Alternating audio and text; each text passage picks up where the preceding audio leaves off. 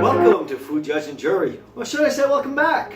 And Patriots are still playing, sorry. So Give Me 5 is the pick for 6 right now. So, you know, we call it bruschetta, call it crostini, call it whatever you want. I call it delicious. Got 2 different ways to make it today. I've got a veggie version, so you veggie people out there are going to be saying, oh, I should stay watching, right? Then I've got some really great, with some nice, really quality roast beef, or you can use sirloin, tenderloin, whatever you want to use. I'm using roast beef because I can get out of it a little cheaper there, and it's a great thing. So here we go. I'm going to start with, turn your oven on, right? Get your oven going at 400. Then also take about a cup of balsamic vinegar in a saucepan, get that boiling, reduce it to a simmer, and then put it on a timer for 7 minutes. 7 minutes, shut it off and let it cool down. You're going to need that later. I've got the baguette ready to go. I'm going to slice this on the bias, right? Now, the only difference between whether you get a baguette or you get a facelle or you get a sandwich roll is going to be how tight the bread is, right? There's not a lot of air in this bread. It's kind of more compact, so it'll hold a little bit more of the flavor. It'll hold more of the extra virgin olive oil that you're going to be using. So let's get a little piece of that off, and then we're gonna go to town.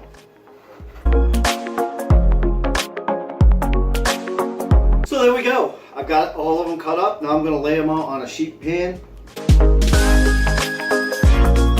You want to take some extra virgin olive oil. I've got about 6 ounces.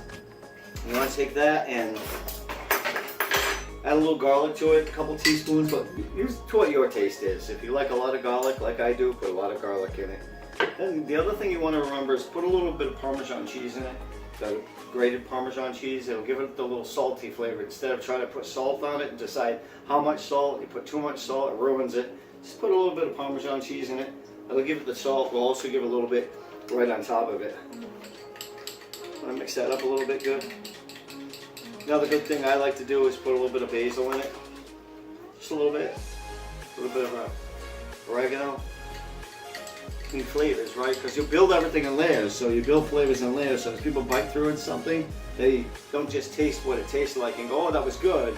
They taste, oh, I feel the garlic, I taste the basil, so as you develop your palate, you'll be able to taste a lot more than just, oh, that was good.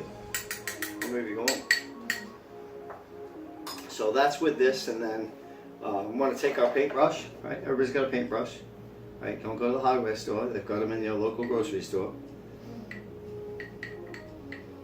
And keep mixing it as you paint these, and you want to paint them don't just get a little bit on them. Make sure you wet them pretty good, so they've got all the flavors right in that extra virgin olive oil. Otherwise, it's just going to burn around the edges, and it's going to be something very hard, and someone's going to bite into it, and everything on top of it's going to fall in their lap. So it's good. Woo! I'm ready. So here we are. Out of the oven, I've separated the other ones for the roast beef because they're not going to cook anymore. These are going to be vegetarian ones.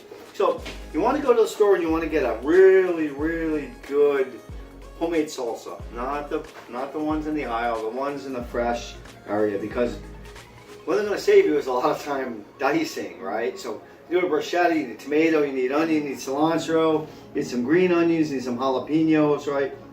Some medium salsa I have here. So have this all made up, you go there, buy it. I've drained this off a little bit, get some of the water on it, otherwise it'll make the crostini very soggy. We don't want that, right? We're going to take our little ciliegini here. I think it's called ciliegini, right? The smaller mozzarella. I'm going to put 2 on each. Right on top. This is going to go in that same oven we just took these out of at 4 1/4. We're going right back. You want to really watch these 2 to 3 minutes just till the cheese starts to melt. It's a soft cheese. It's been out. Even if they don't completely melt, when you take them out, they will. So let's go over to the oven. Great. So while those are in the oven, vegetarians are cooking down. We've got a few minutes, and we're going to take. You want to have an herb cream cheese. It could be Boursin. It could be garden variety. It could be chive and onion. So we're going to take that, and this is going to go on for the roast beef. This is going to be the base. So we're going to take each one of these crostinis and we're going to put a little schmear. So the next thing I want to do is I like to take a little bit of Parmesan cheese again.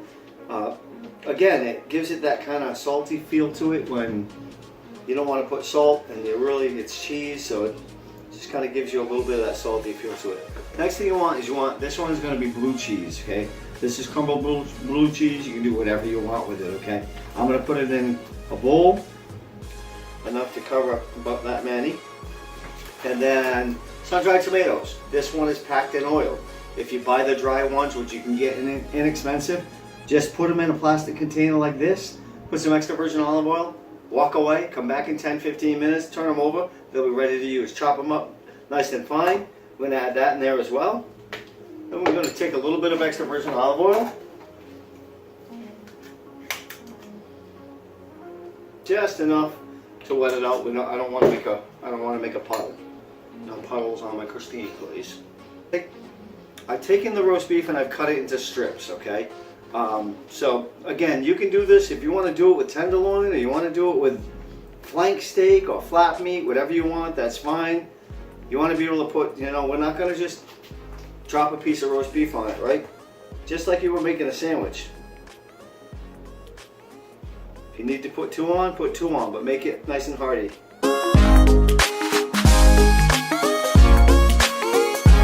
We want to take our, I don't know if you want to call it tapenade, whatever you want to call it, the blue cheese with a little bit of the sun-dried tomatoes.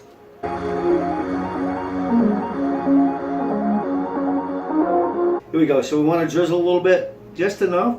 You don't want to get a lot on it. It doesn't need a lot. It just needs enough to give it enough flavor, make it look beautiful, make your friends go, whoa, look at you. Someone's taking cooking lessons. No, just kidding. And there you have it. We're done. This looks great. One thing you might want to do, I like to do, is take some nice fresh lime. And remember, the vegetarians, layers of flavor, right? Not a lot of layers of what you can eat vegetarian. So let's just take a little lime, put it across that. Maybe more than one if you want to. I like lime, so. This is really good. I'm going to try one of these right now. It looks so good. It smells so good too.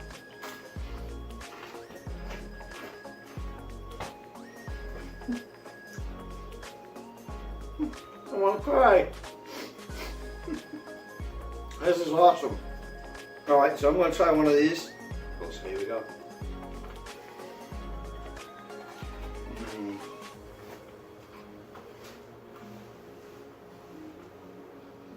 Oh wow. Oh wow. That, my friend, that's kicking. That is awesome.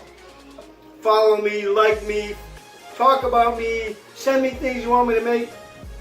I'm loving this. Great food. Food judge and jury. We're out.